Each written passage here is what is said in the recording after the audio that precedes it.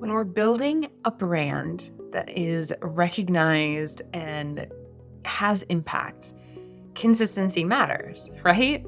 Let's talk about what that actually means and how we can actually do that in our messaging today. Hey guys, I'm Rachael Weaver, your host of the BU Babe podcast.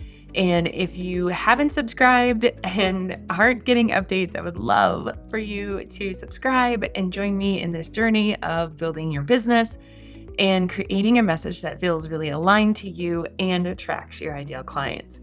Okay, so let's get into this topic of consistency. I have some opinions on it. But here's the thing. Okay, so we know that consistency matters. We know that, if we talk to everyone, we're attracting no one. We've heard all of these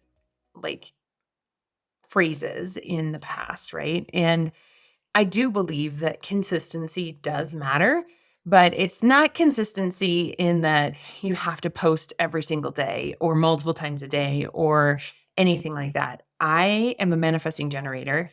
Consistency is not my strong suit. I have an open will. It's not really my thing.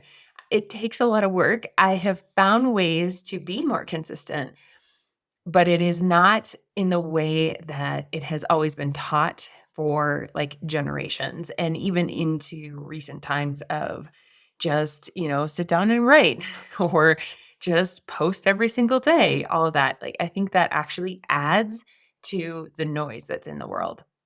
And I know most people will sit down and they're like, okay, I have to write a post. I have to post something. There's that I have to and I should, right? That's the red flag number one. But I have to or I should post something. And so I'm just going to channel, and whatever comes out is what I'm going to write and put out there, right? Now, there's nothing wrong with connecting to your own spirit guides, to intuition, all that. I do that with every single thing I write and create. But there's a 3D aspect to this that we're forgetting. And we're going to talk about it today. But that's one way a lot of people approach it. Another one is just feeling like you don't want to post. So you're like, maybe, I'll post something, or it becomes a random thing, right? You just post about what you ate for lunch, or you're like, I'm just going to hit live and I'm going to go live and talk about whatever. Again, it's not inherently bad. It's what you're doing with that content, right? I have done that some myself. I don't do it a ton, but I do occasionally. I think on Instagram, I call it the 6th-line ramblings or something like that. I'm not very consistent with it, surprise. But it's a category that I'm like, if I just want to go in and talk about something completely random, here it is. If your entire feed and all of your stuff is just random, you talking about something without connecting the dots, that's where we have a problem, inconsistency, and it's why people aren't hiring you, and it's why people aren't reaching out. So I'm going to show you in this video how to fix it. And the other thing I'm seeing a lot is getting bored with talking about the same thing over and over and over and over. Again, I'm an MG. I totally get it. I don't want to talk about the same thing over and over and over and over either. How can we be consistent with our messaging without getting bored or without just getting over it and wanting to expand and go on and talk about something else, right? How can we become known for something? And this is the key. And this is what I talk about all the time with my clients, is creating that core message that is the thing that you're known for. It's the umbrella to all of the other stuff. And it's going to help you create a consistent message. Okay. So the truth, honestly, we have gotten consistency wrong, right? It's not about the number of times you post. I've talked some in the past about how it's the energy that you're showing up in, but I'm even kind of like, well, that even doesn't really matter. Some of it does some, but that's not even the linchpin. So how do we honestly create a consistent message that feels like us, that allows us to expand, that allows us to get bored and change our mind and do all of these things, right? And that's what we're talking about today. So the first one that I want to talk about is your unique selling point. This is critical.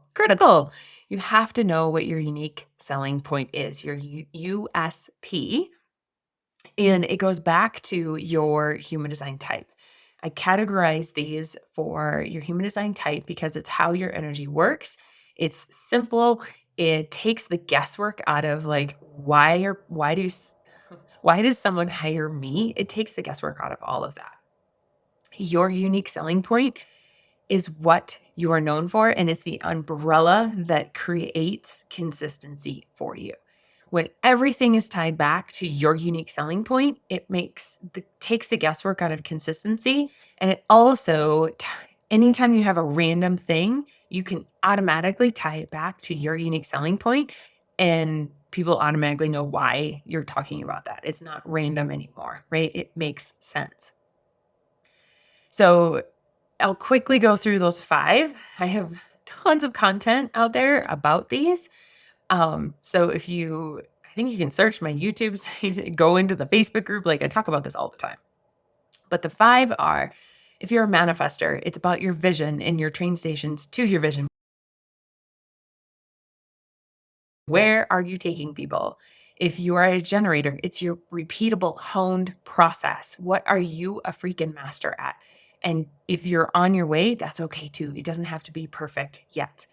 If you're a manifesting generator, it's what you're blending and combining into a process. Manifesting generator, that am I, blending human design and copywriting, right?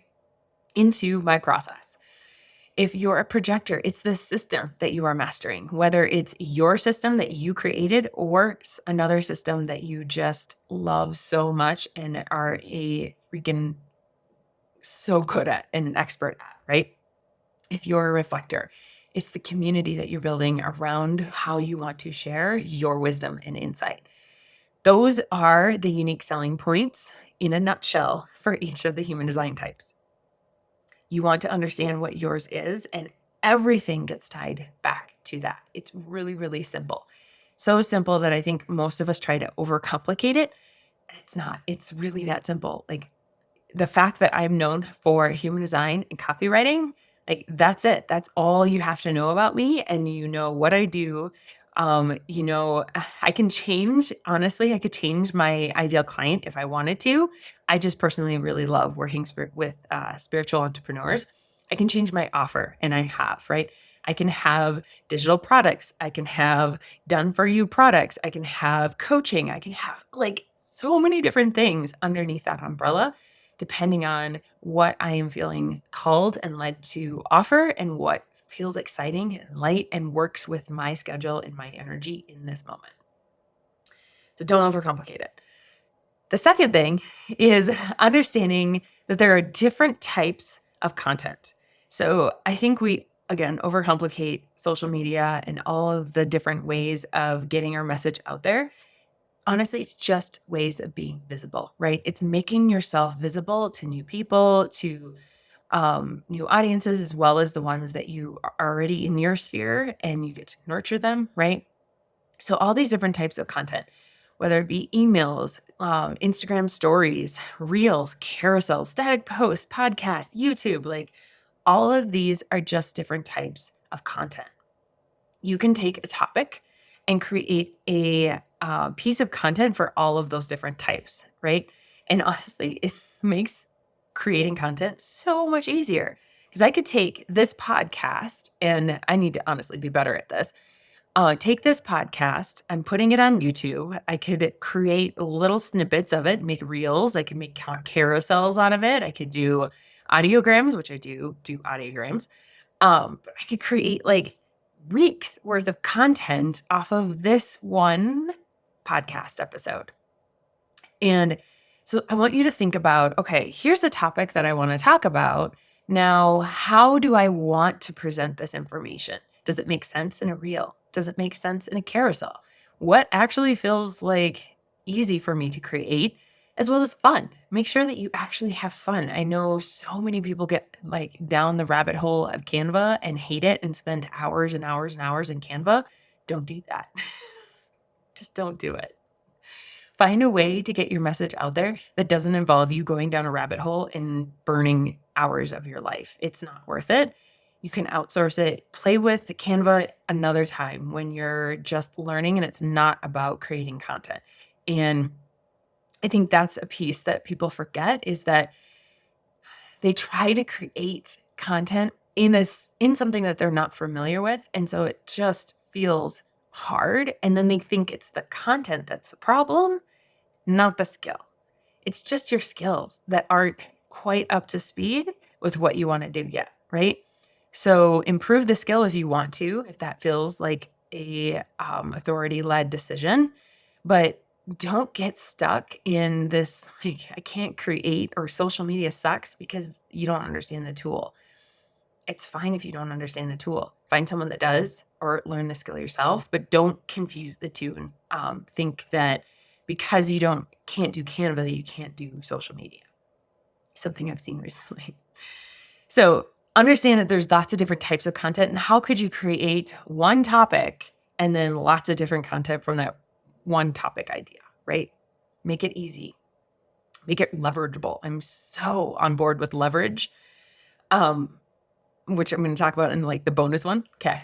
So the third one is we have to tie everything that we're writing back to an offer that we're currently offering, right? So say you have a one-to-one offer right now and you really want to work one-on-one with people. Everything that you're doing should tie back to that one-to-one in some way. It doesn't have to be overtly selling the one-to-one, but in some way saying like, hey, this is what I do in one-to-one. If you want to learn more about it, like, reach out to me, right? It can be that simple, but it's tying it back to that offer that you have going right now. So if it's a group talking about that, maybe you have a random story of the day, and then you're going to tie it back to your group offer right now. Excuse me. It all ties back, right? And if you don't have an offer right now, or you're still working something out, tie it back to that USP. Tie it back to that unique selling point of, maybe it's the story of how you got here, doing one of the tools that you use or something. And then tie it back to, like, this is why I use this in my process, right? Tying it back so that everything you're posting has a purpose, but just don't overcomplicate it. I implore you, don't overcomplicate it. I have an open head, open Naja. I am in my head. I am an overcomplicator for sure, but it really doesn't have to be complicated if you just trust the process and know that if you're tying it back to what you want to be known for or your offer, then you're fine. It's good. Put it out there. Okay. The bonus one is reposting. And this is the leverage piece. I actually saw another like big name person talking about reposting. Cannot tell you how much reposting has changed my life. I have been reposting content for a year now, and it's life-giving. It's so life-giving. I started in May or June of last year, and I started using Social Bee. It helps you repurpose things. And I think I spent probably 3 months of writing posts every single week. Like, I was religious about creating new content and putting it all together. And then around the 3 or 4 month mark, I slowed down and I started repurposing the stuff that I had already written. Now, I still write new content now, but it's maybe one post a week, maybe. The rest of it is all repurposed. It's honestly, if I feel inspired, if I have a new offer, if I really feel called to like talk about something new and different in a different way. My podcast is new every week, but the actual social media content, other things that it's repurposed, just recycled over and over and over. It does not take away from engagement. It actually increases engagement and increases the amount of visibility that I have. A post that maybe got like a few likes or whatever in the beginning now gets lots of comments and shares. And so repurpose it, recycle the stuff that you're writing. If you wrote a blog post last year, do some content around it and share it again, right? Like, keep it going. You don't have to be on this content hamster wheel. Like, use the leverage and use it wisely. Your time will thank you. So that's how I stay consistent as a manifesting generator on multiple platforms. It's how I keep my message consistent. It's how I become known for something specific. And I want to also add that one or two posts isn't going to make you known for something. You have to talk about it and talk about it and talk about it and talk about it over and over and over. I cannot stress that enough, that you're not going to become known for something in a week's time, 2 weeks' time. It may take 6 months before people notice it.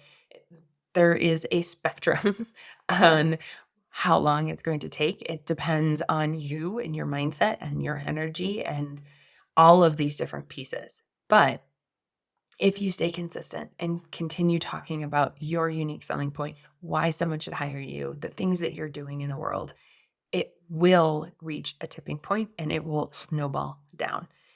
Stick with it, okay? Don't give up. It's not a one and done, I promise. You have to stick with it. All right, guys, I hope this is helpful. Leave a comment below if it was, or find me on social. I would be delighted to hear what you thought of this episode, and I hope you have a great week. Oh, that was amazing, wasn't it? If you enjoyed this, and please share it with your friends, write a review. It helps to get the word out. And if you want to dive in deeper to what authentic copy and messaging is for you, then please visit RachaelWeaver.com, where there's guides and templates and more options for one-on-one copywriting, all specific to you and your energy. I thank you so much for listening, and see you next time. Be you, babe.